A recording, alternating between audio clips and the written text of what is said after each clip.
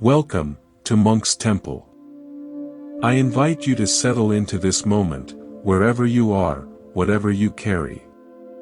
Let the weight of your day soften at the edges. There is no need to hurry here, no goal to reach. Simply arrive, as you are. If your mind feels full, a crowded room of worries, plans, and echoes, know that you are not alone. Many come here seeking stillness, only to find the mind's chatter grows louder when they try to quiet it. Today, we will explore a different understanding, one rooted in the ancient and compassionate wisdom of Buddhism. The Buddha did not teach us to wage war upon our own thoughts. He guided us toward a profound friendship with the mind, a friendship built on awareness, not absence. Let me begin with a story from my own early wanderings. Before I found this path, I believed peace was a place I could reach if only I tried hard enough. I would sit for hours in rigid silence, condemning every thought that dared to arise. It was exhausting. One afternoon, in a small garden, I watched an old monk watering plants. He moved with a slow, pouring grace, giving water to the flowers, the weeds, the stones alike. I asked him, "How do I stop the weeds in my mind?" He didn't look up. "Why would you stop them?" he said. "They, too, are part of the garden. You don't stop the rain because it falls on the weeds. You learn to see the whole garden." That simple statement began to unravel a lifetime of striving. I saw that my effort to empty my mind was itself a kind of violence, a rejection of my own inner landscape. The Buddhist teaching is not about creating a perfect, thoughtless void. It is about cultivating a gaze wide enough to hold everything, the flowers and the weeds, with equanimity. This is the core of the practice the Buddha called Cittanupassana, the meditation of mind observation. It is not a technique of suppression, but one of recognition. The mind thinks. That is its nature, just as the nature of the eye is to see or the ear to hear. Our suffering begins not with the thoughts themselves, but with our entanglement in them. We believe we are the storm, rather than the sky that holds it. So, we try to stop the rain, not realizing we are made of sky. If this perspective feels like a relief, like a permission slip to stop fighting yourself, then you are already touching the freedom the Buddha taught. If you'd like to continue exploring this gentle way of being, consider subscribing to Monk's Temple.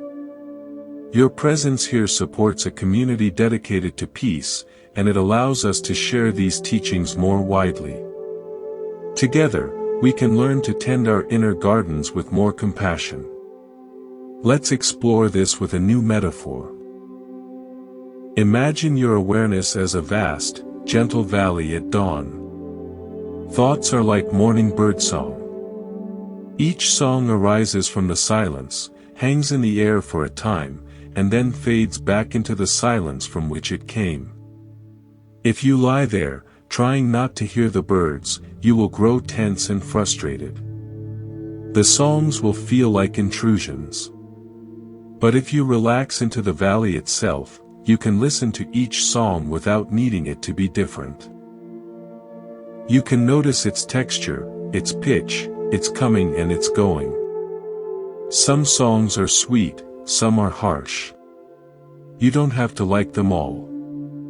You simply acknowledge, a song is singing. In that simple acknowledgement, something shifts. You are no longer just the listener of the song, you become the spacious valley that contains all sound. The birdsong of thought becomes part of the landscape, not the entirety of your world. I remember a man who visited our temple, a brilliant architect whose mind was a constant blueprint of anxieties.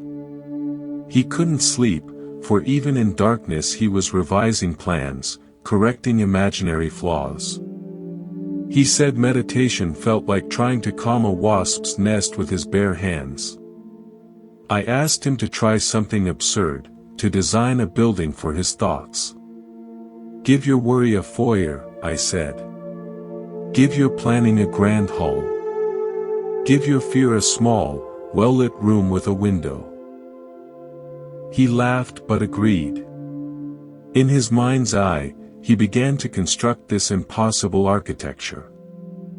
As he placed each thought type in its own room, a fascinating thing happened. He became the architect of the building, not a prisoner within its walls. The thoughts didn't vanish, but they were now contained within a structure of his own conscious making. He reported feeling a sense of managerial peace. He had externalized the chaos through the power of mindful observation. This is the essence of the Buddha's insight: awareness creates space. In that space, we find our freedom. Now, let's consider another angle. The Buddha taught that our thoughts are anicca, impermanent. They are events, not entities. They are like bubbles forming on the surface of a pond. They appear, they float, they pop. The problem arises when we chase the bubbles, trying to capture them or push them under, believing they are solid and significant. Mindfulness is the practice of sitting by the pond, watching the bubbles come and go.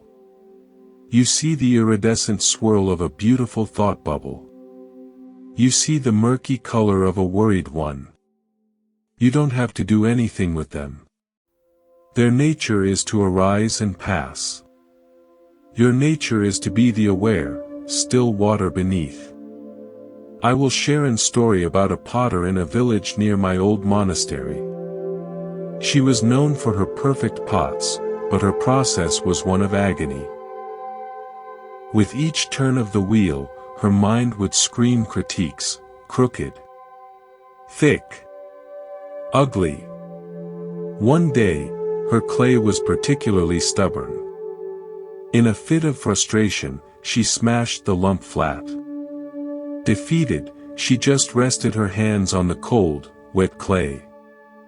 For minutes, she did nothing but feel its texture, the coolness, the grit, the pliability.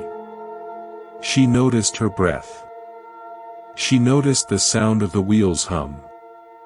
Slowly, without intention, her hands began to move again, guided purely by sensation. The shape that emerged was not perfect by her old standards, but it was alive, fluid, beautiful in a new way. She learned that her mind's commentary was the very thing that stiffened her hands. When she dropped into pure sensory awareness, the feeling of the clay, the sound of the wheel, the critic fell silent, and artistry flowed naturally. Our meditation is like that. When we drop from the head into the senses, the feel of the breath, the sound around us, the thinking mind relaxes its grip, and a deeper intelligence can emerge. So, we begin by reframing the goal. The goal is not a blank mind. The goal is a present heart. It is to be so fully here, so intimately aware of this single breath, this single sensation, that the noisy commentary of thought loses its centrality. It becomes background. You are the foreground. This shift is subtle but revolutionary. It is the heart of Buddhist practice. Let us continue this journey together, settling a little deeper now into the heart of awareness. The Buddha's wisdom offers us not a set of rules, but a map to our own inner landscape. Often, we believe that to meditate is to enter a state of specialness, a trance divorced from the ordinary. But the true practice is far more intimate. It happens right here, in the midst of the ordinary, the feeling of your breath, the weight of your body on the chair, the distant hum of the world outside. Buddhism teaches that enlightenment is not a distant light, but the clarity with which we see this present moment.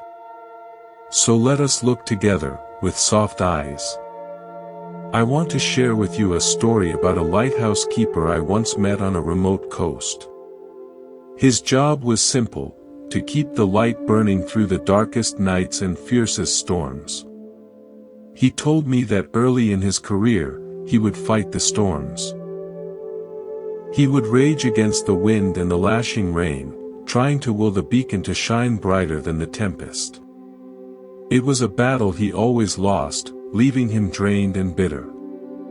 Then, one night, as a particularly violent gale shook the tower, he did something different. He stopped fighting. He sat on the stone floor, feeling the vibrations of the storm in his bones, and simply tended the flame. He acknowledged the storm: this is wind. This is rain. But his attention remained on the steady, gentle task of maintaining the light. In that surrender, he found an unshakable calm. The storm did not lessen, but his relationship to it changed entirely. Our mind is often that storm. Our thoughts are the wind and rain. And the practice of mindfulness, the very core of Buddhist meditation, is not about stopping the weather, but about tending the inner light of awareness so faithfully that the storm, while experienced, no longer determines our state of being. This is why the Buddha emphasized sati, mindfulness. It is the remembering to return to the lighthouse of awareness, again and again. Each time you notice you have been swept into a story of fear or regret, that noticing itself is the light coming back on. It is not a failure, it is the very heart of the practice. You are the keeper, and your kindness is the fuel. Let me offer you a new metaphor. Consider your stream of thoughts as an old, handwritten letter being carried by a stream. The ink is water-soluble. If you snatch the letter from the water, clutching it tightly, trying to read every word and decipher its meaning, the ink bleeds, the paper tears, and you are left with a messy, confusing blur. But if you let the letter float, and you simply watch it from the bank, observing the shape of the script, the movement of the paper, the way the water gently carries it along, the message remains intact for a while, but it is held at a distance. You see it, but you are not grasping it. Eventually, the ink dissolves, the paper softens and travels on, and the stream remains clear. This is the practice of non-clinging. We let the thoughts, the letters from our past, our future, our fears, float in the stream of consciousness. We see them without seizing them. In the gentle, persistent flow of awareness, they lose their solidity and pass on. I recall a woman who came to the temple, a musician whose mind was plagued by a single, critical phrase from a teacher long ago. You lack feeling. This thought had become a permanent resident, coloring every performance with anxiety. She tried to argue with it, to replace it with affirmations, but it persisted. I suggested she try a practice of courtesy. When that thought arises, I said, don't argue. Simply bow to it mentally. Say, I see you. Thank you for your opinion. Then, return to the sensation of your fingers on the instrument. She was skeptical but desperate. The first few times, the thought felt as sharp as ever. But as she continued this odd ritual of acknowledgement without engagement, the thought began to change. It lost its emotional charge. It became just a sequence of words, a ghost of a memory, appearing less and less frequently. She discovered that the thought only had power when she was at war with it. Her polite, detached observation was the very thing that dissolved its authority. This is a direct application of the Buddha's teaching on right mindfulness. We observe the mental formation without being enslaved by it. The beauty of this path is that it is available in every moment, not just on the cushion. You can practice it now. Notice the next thought that arises. Perhaps it's a wondering about how long this will take, or a memory of a task you left undone. Can you see it as that floating letter? Can you note its presence, planning, or remembering? And then gently return your attention to the sound of my voice, or the rise and fall of your chest. That gentle return is the whole of the practice. It is a homecoming. Buddhism teaches us that the mind's natural state is clarity and peace. This peace is not manufactured, it is uncovered, like the sun revealed when clouds part. Our thoughts and emotions are the clouds. They are not the sky. The practice of awareness is the patient, gentle wind that allows the clouds to move through without our getting lost in their stories. We learn to rest as the sky. Let us move deeper into this space of gentle observation. There is a common misunderstanding that to be spiritual, to follow the path the Buddha laid out, is to become detached from life, to rise above the human experience. But the true invitation is quite the opposite. It is to become more fully, more sensitively alive to it all. The raw feeling of joy, the ache of sorrow, the mundane texture of boredom, these are not obstacles to enlightenment, they are the very ground of it. Buddhism guides us not away from our humanity, but directly into its center, with eyes wide open and a heart willing to feel. I remember a winter at the monastery when a great silence fell upon the land with a heavy snow. For days, the usual routines were suspended. At first, a restless energy moved among us. A desire to do something, to clear paths, to break the stillness. Our teacher, seeing this, simply said, "The snow is not an interruption. It is the practice." He invited us to sit at the windows and just watch. To watch the infinite variations of how snow settles on a pine branch, how it blurs the lines between earth and sky. In that enforced pause, I noticed how my own mind began to settle like that snow. Thoughts arose, but there was no urgency behind them. They would drift in, linger, and melt away without leaving a trace. I learned that the deepest meditation sometimes requires no formal posture, just a willingness to let the world practice on you, to let its natural quiet seep into your bones and teach your mind its own inherent peace. Let me offer you a new metaphor for your practice. Imagine your awareness as a deep, still well. Thoughts, sensations, and emotions are like pebbles dropped into it from the surface above. When a pebble of anxiety drops, it creates ripples. If you focus on the ripples, trying to flatten them with your hands, you only stir the water more. But if you rest your attention at the very depths of the well, far below the point of impact, you can feel the pebbles descent and see the ripples spread, while remaining anchored in an undisturbed stillness. The ripples will play themselves out on the surface, but the depths remain calm, knowing. In your meditation, you can learn to find that deep place within. When a strong thought or feeling arises, instead of engaging with its surface disturbance, see if you can feel its descent and then return your anchor to the stillness that holds it. The Buddha's path is one of finding this unshakable depth amidst the surface changes of life. This leads me to a story about a master mapmaker. He was commissioned to chart a wild, forested island, but every time he entered the woods, he became hopelessly lost, distracted by every unusual plant or animal track. His maps were chaotic and useless. In frustration, he climbed the island's highest peak and simply sat for 3 days, looking down. From that still, elevated point, he could see the forest not as a maze of details, but as a whole, the patterns of the rivers, the clearings, the ridges.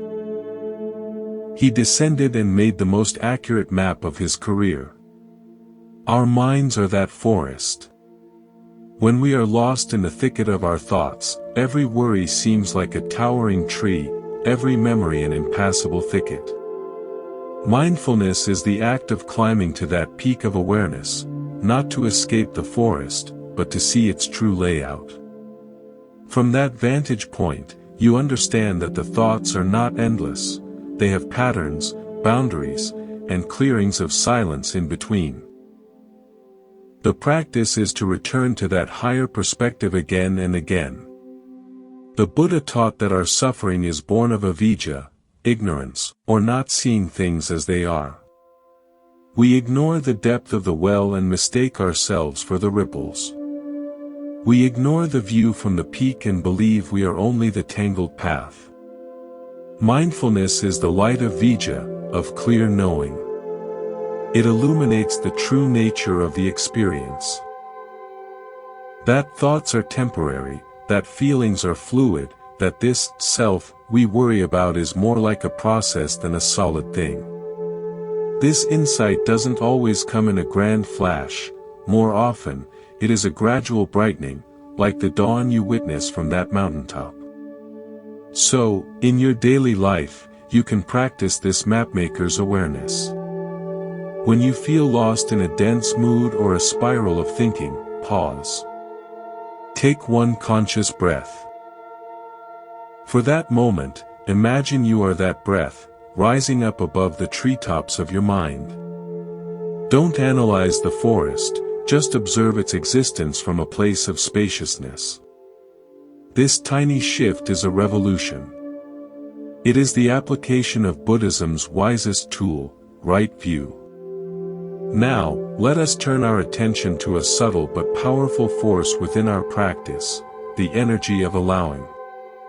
In the Buddha's teachings, there is profound wisdom in understanding what we resist, persists. The mind, in its natural state, seeks equilibrium, much like water finding its level. Yet, our instinct is often to dam the flow, to control the current of thought and feeling. We believe peace is a state we must construct, brick by mental brick, when in truth, it is the state that emerges when we cease construction altogether.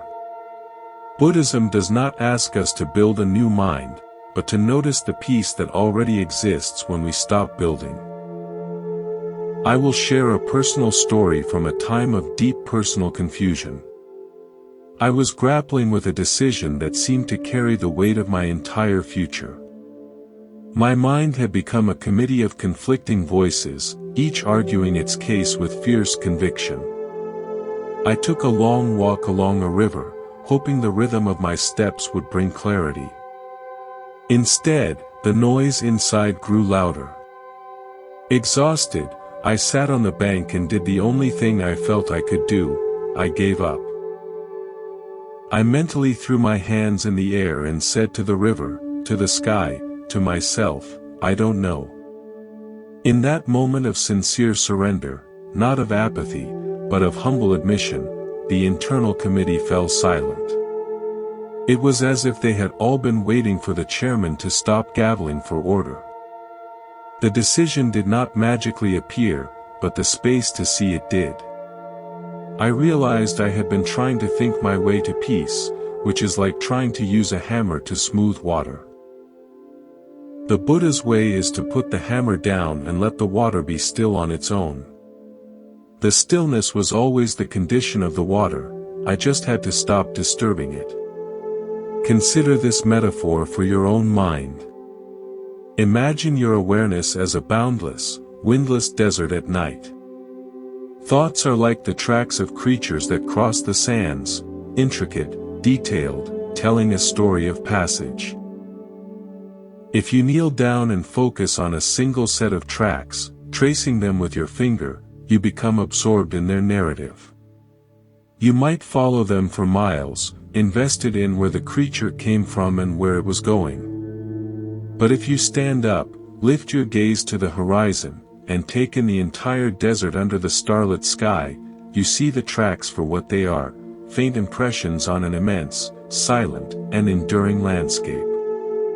They do not define the desert, they are temporary events upon it. Your practice is to cultivate that horizon gaze. When you are lost in the storyline of a thought, a worry, a fantasy, a memory, remember you have the capacity to stand up in your awareness and see it as a passing impression on the vastness of your true nature. This understanding is central to what the Buddha taught about anatta, or not self. We suffer when we identify with every passing track, believing, I am this worry, I am this desire, I am this pain. Mindfulness allows us to see these as tracks, patterns that appear in consciousness, while we rest as the aware desert itself, open, silent, and fundamentally free. Let me tell you a story about a clockmaker in a forgotten town square.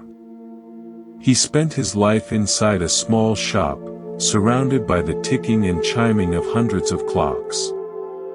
Each kept a slightly different time, and his obsession was to synchronize them perfectly. He would adjust one, only to find another had drifted.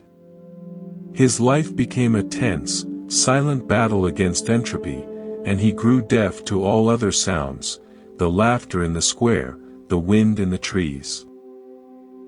One morning, a child wandered into his shop, wide-eyed at the symphony of ticks. "It sounds like rain," the child whispered. The clockmaker, startled, stopped his work and truly listened.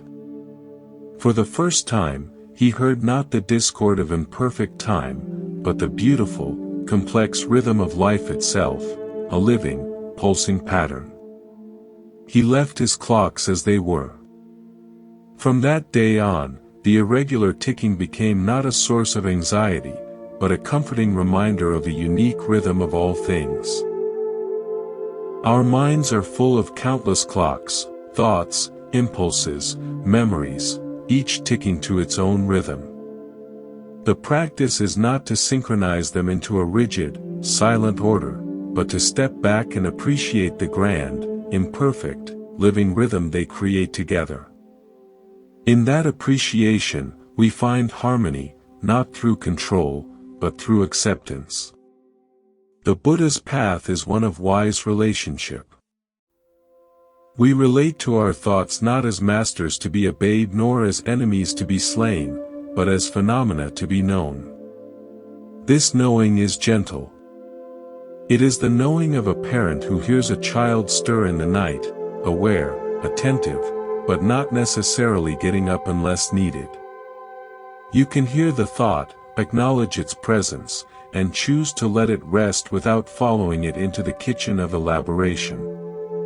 So, in this moment, notice the rhythm of your own being. The breath, the beat of your heart, the soft hum of awareness beneath it all. You are not just the clocks, you are also the spacious square that holds them. You are the silent desert that witnesses the tracks. This is your sanctuary, and it is always accessible. Welcome back to this shared space of exploration. As we continue, let's touch upon a quality that is both the soil and the bloom of this practice: kindness. In Buddhism, the cultivation of awareness is inextricably linked with the cultivation of a compassionate heart. It is not a cold, clinical observation. It is a warm, allowing presence. The Buddha taught that understanding the mind and loving the mind are not two different things. To see clearly is to see with compassion. When we observe our thoughts with harsh judgment, we are simply adding another layer of thought, a layer of criticism. True mindfulness holds everything in the soft light of acceptance. I recall a powerful lesson from a senior monk during a period of intense self-doubt. I was frustrated with my lack of progress, judging my restless mind as a personal failure. He listened quietly and then asked, "If a lost, frightened child wandered into your room, would you scold it for being afraid?" Or would you offer it a blanket and sit with it until it felt safe? He paused, letting the image settle. Your restless mind is that child. It is not your enemy. It is a part of you that is lost in the storm of its own patterns. Can you offer it the blanket of your attention, without conditions? This reframe was a revelation. My meditation shifted from being a taskmaster to being a host. I began to greet each thought, even the chaotic or painful ones, with a silent, internal nod. You too can sit here. You are welcome. This didn't amplify the thoughts, it disarmed them. Their need to shout for attention diminished. This is the essence of metta, or loving kindness, woven directly into the fabric of mindfulness. The Buddha's path is one of integration, not exclusion. Let's explore this with a new metaphor. Imagine your consciousness as a great, ancient tree. Your thoughts and feelings are the creatures that live in its branches: birds, squirrels, insects. Some are beautiful and sing sweet songs, others are noisy or may even nibble on the leaves. If you spend your days trying to chase away the creatures you deem undesirable, the tree becomes a place of constant conflict and strife. But if you can simply be the tree, grounded, vast, offering shelter, you allow for an entire ecosystem to exist. The tree does not personalize the actions of the creatures. It provides space, and in doing so, it sustains life in all its forms. You are that tree.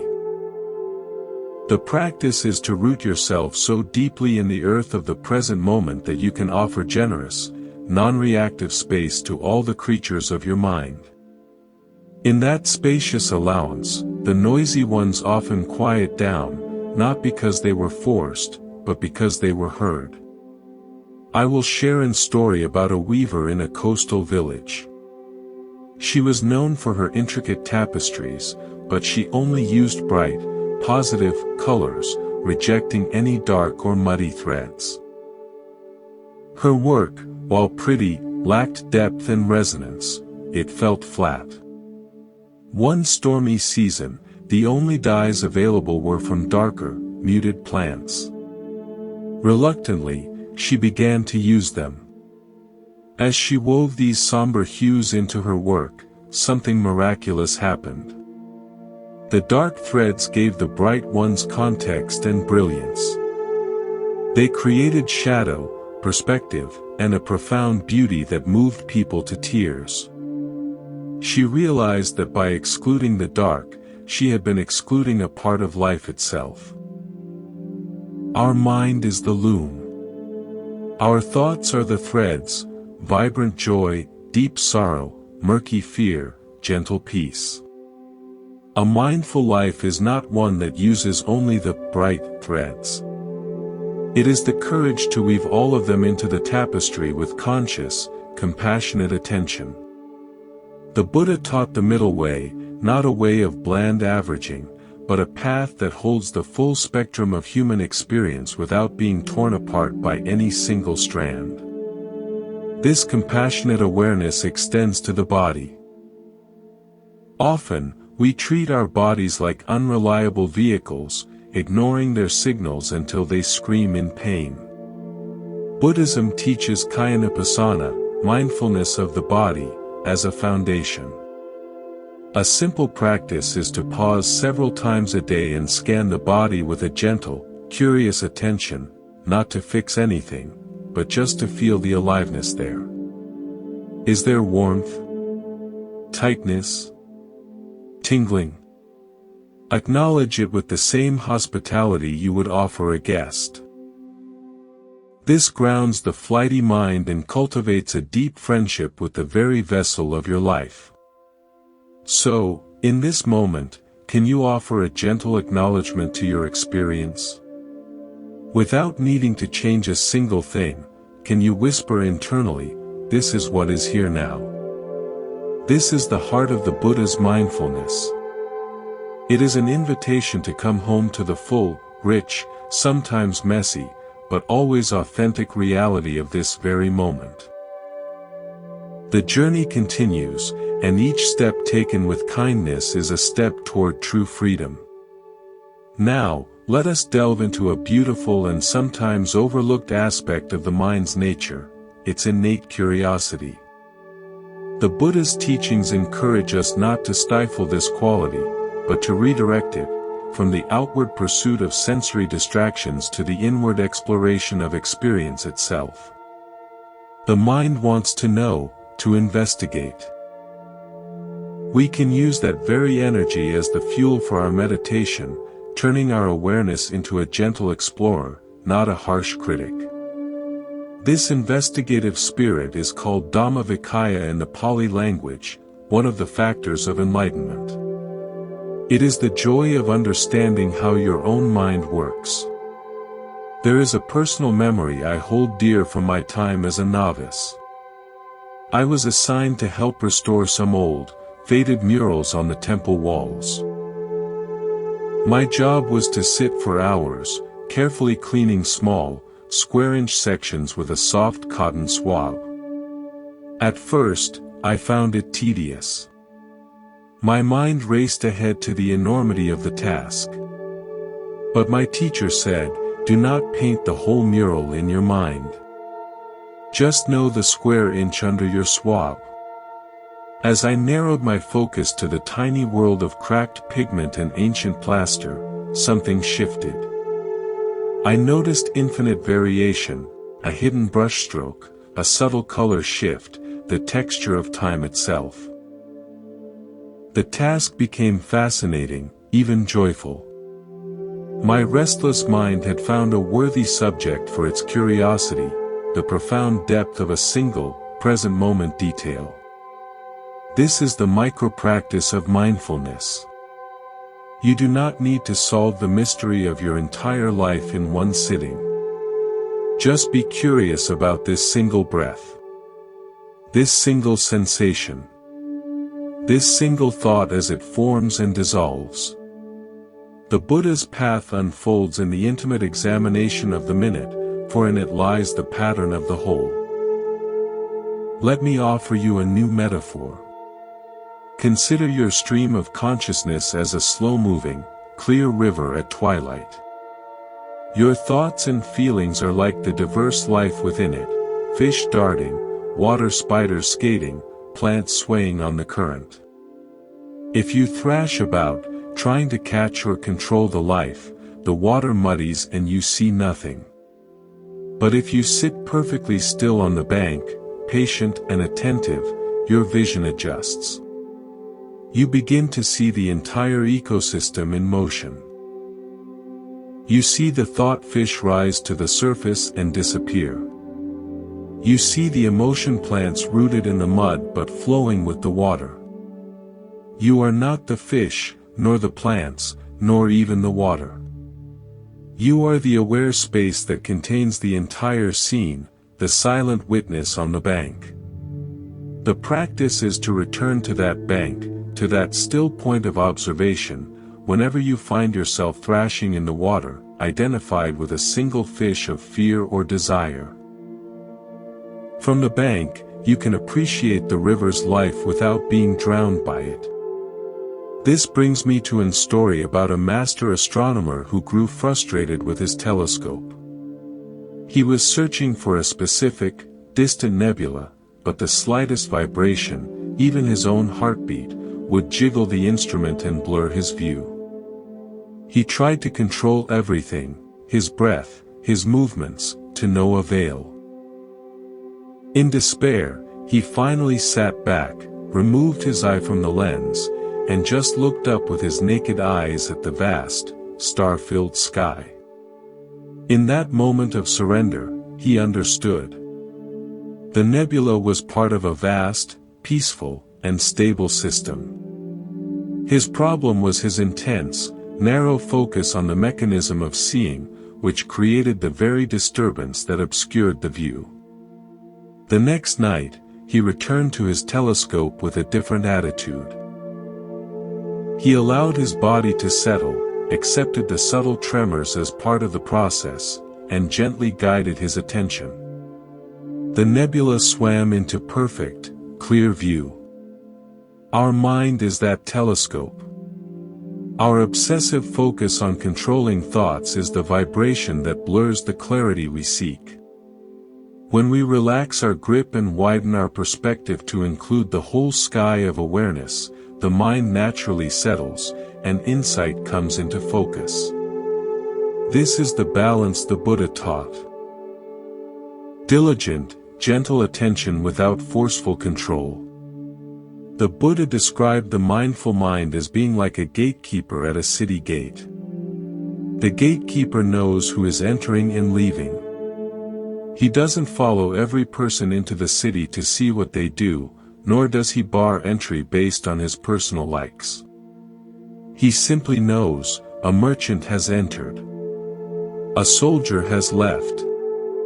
You can be the gatekeeper of your own senses and mind. Note the arrival of a thought, thinking. Note the arrival of a sound. Hearing. This simple labeling is the act of wise recognition. It maintains clarity without entanglement. So, in your practice now, can you invite a sense of gentle curiosity? Instead of thinking, I need to stop these thoughts, wonder, what is the texture of this thought? Where does it seem to arise from?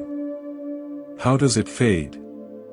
Do this not as a scientist dissecting a frog, but as a child watching a ladybug, with wonder, not analysis. This friendly inquiry is the essence of Dhammavicaya. It transforms meditation from a chore into a discovery. We are moving into deeper waters of understanding, where awareness itself becomes both the path and the home. Would you like to continue to the next part, where we explore the profound peace of non-identification? Let us now turn our attention to a profound realization at the heart of the Buddha's teachings, the peace of non-identification. Throughout our days, we habitually claim our thoughts, our feelings, and our experiences as me or mine. This identification is the seed of much of our suffering. We say, I am angry, I am worried, I am my past. But what if we could experience these phenomena without claiming them as the totality of who we are? Buddhism guides us to see experience as a process, a flowing stream of changing conditions. And to discover the peace of the one who watches the stream, but is not the stream itself. This is not a loss of self, but a discovery of a deeper, more spacious sense of being. I remember a powerful lesson from a silent retreat. For days, I struggled with a nagging sense of impatience, a feeling that I was wasting time. I brought this agitation to my teacher. Instead of offering a solution, he asked a simple question: who is it that is wasting time? I sat with this. I looked for the I that was so invested in this story of impatience.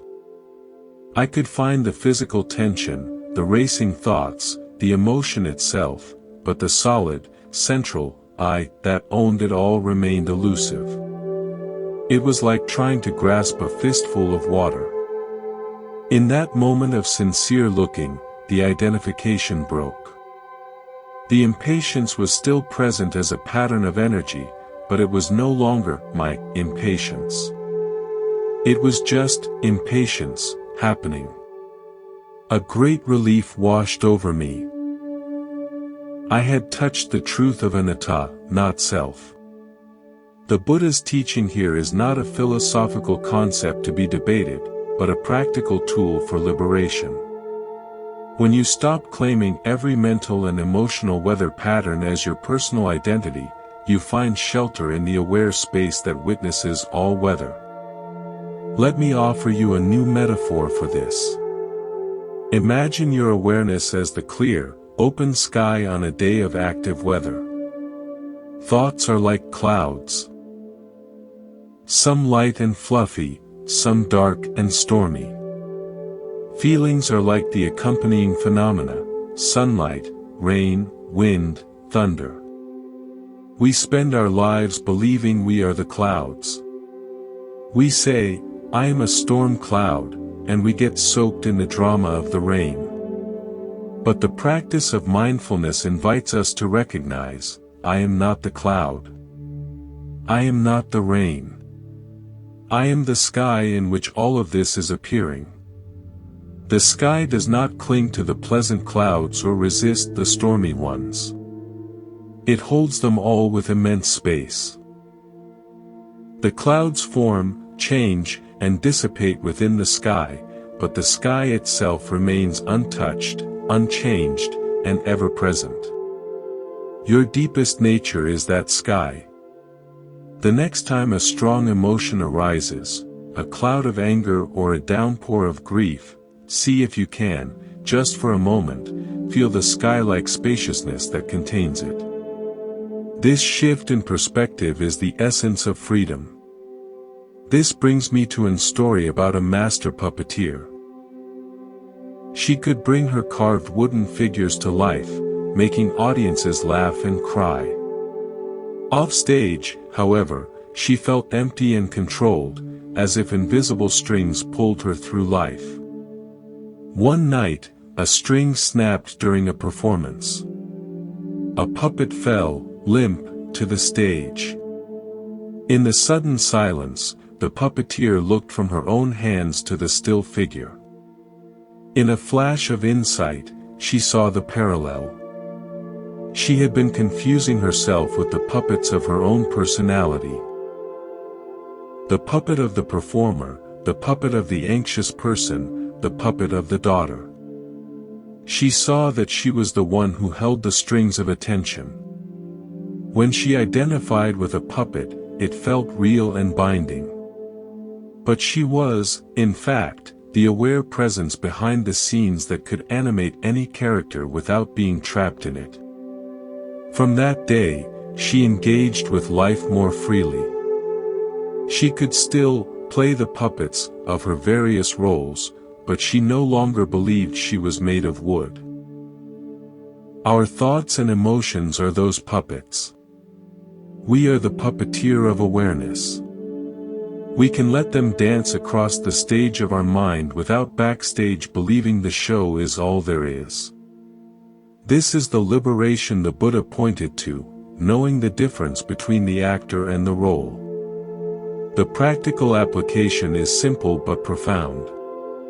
In meditation, when a thought arises, instead of getting pulled into its story, practice saying to yourself, "A thought is arising."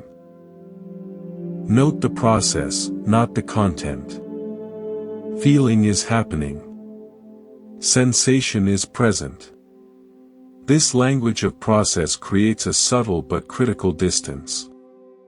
It reinforces the truth that you are the aware context, not the temporary content. This is not dissociation, it is the deepest form of association with reality as it is, free from the distorting filter of a limited self-view. So, in this moment, can you experiment? Notice a sensation in your body. Instead of thinking, "My foot is tingling," try, "Tingling is happening." Notice a sound. Instead of, "I hear a bird," try, "Hearing is happening." Feel the slight shift.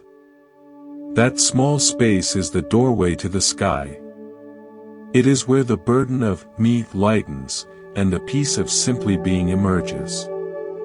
We are uncovering the timeless freedom that has always been present beneath the surface of our identifications.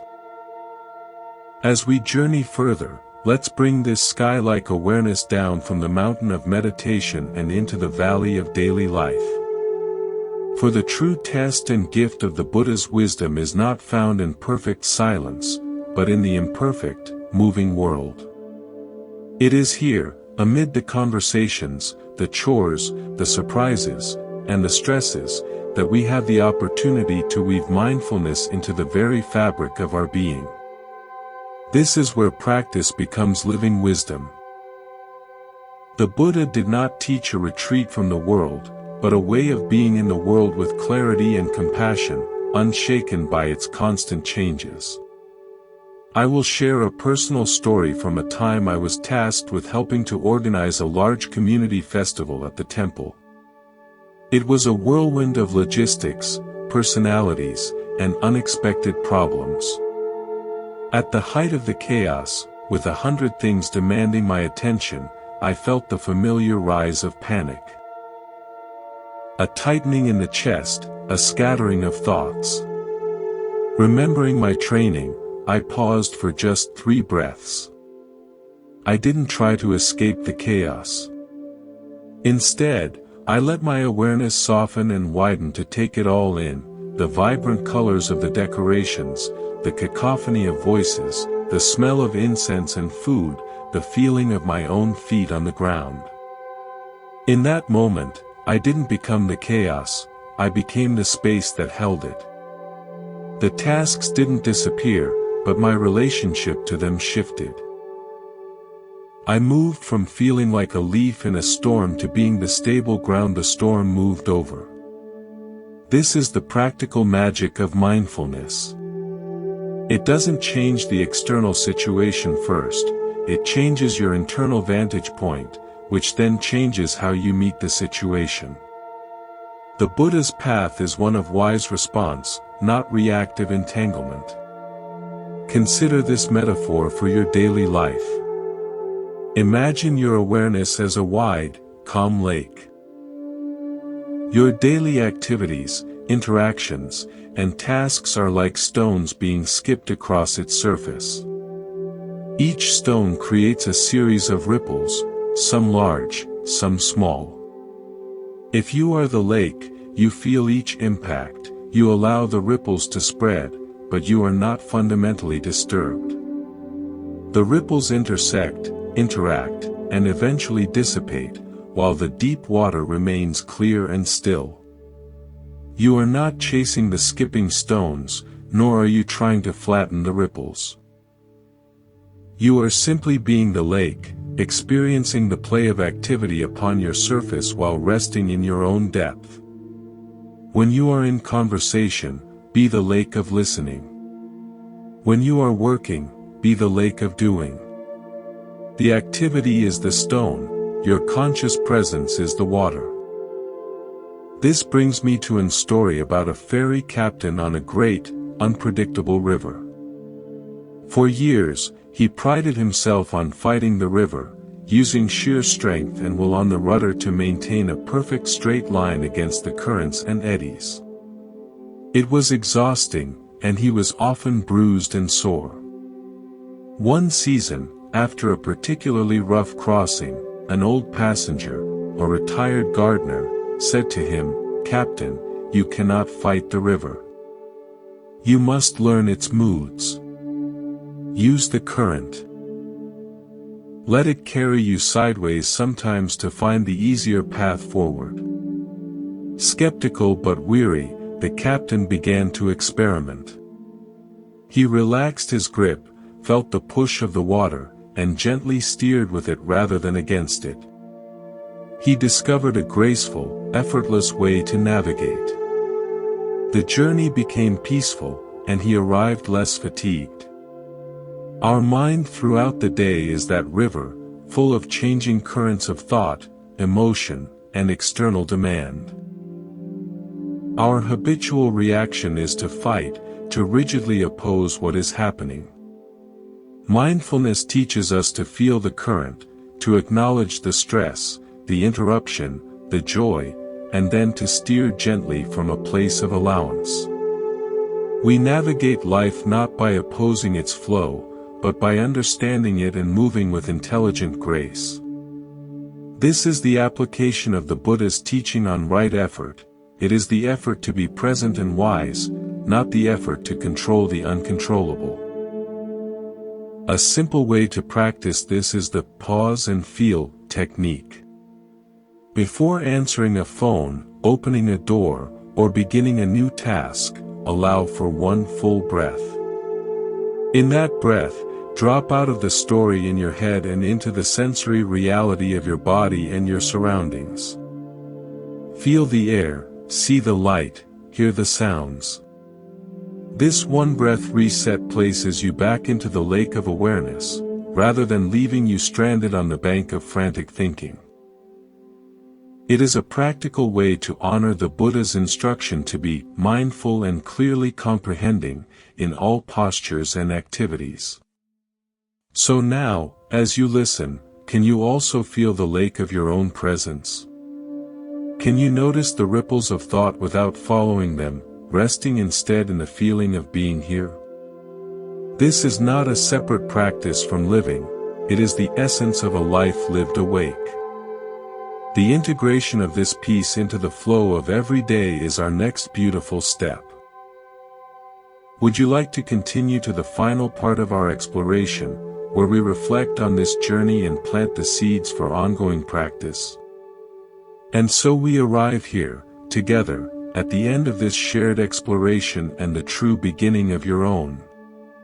We have journeyed through the landscapes of the mind, from the tangled forests of thought to the silent sky of awareness, from the stormy surface of emotion to the deep, still lake of presence. The Buddha's timeless wisdom is not a distant philosophy, but a living truth that breathes in this very moment, in the simplicity of your attention. It tells us that peace is not a prize to be won after a long battle with yourself. It is the fundamental nature of the mind when it is no longer at war. Our practice is simply the gentle, persistent remembering of this fact. Let me leave you with one final, personal story. Years ago, I met an elderly woman who tended a small, wildflower garden on a hillside overlooking the sea. Her garden was not orderly. It was a glorious tangle of colors, flowers bloomed amidst weeds, vines wrapped around stones, and everything seemed joyfully intertwined. I asked her secret. She smiled, her eyes crinkling at the corners, and said, "I don't grow the flowers. I just prepare the soil and pull the stones that block the sun. The flowers grow themselves. My only job is to love them while they're here." In her words, I heard the essence of the entire path. We cannot force the mind to be peaceful. We cannot command thoughts to stop. Our work is to prepare the soil of awareness, to pull back the stones of harsh judgment and rigid control, and then to trust. To trust that beneath the weather of our thoughts, the flowers of clarity, compassion, and peace are already growing. Our job is to notice them, to love them while they are here, and to let them go when it is their time. This is the effortless effort the Buddha taught. We have explored many metaphors together, the sky and the clouds, the lake and the ripples, the tree and the creatures, the puppeteer and the puppets. These are all just fingers pointing to the moon. Do not cling to the finger, look at the moon. The moon is your own direct experience, right now, free from the stories you tell about it. Can you feel it? The aliveness in your hands. The sound arriving at your ears.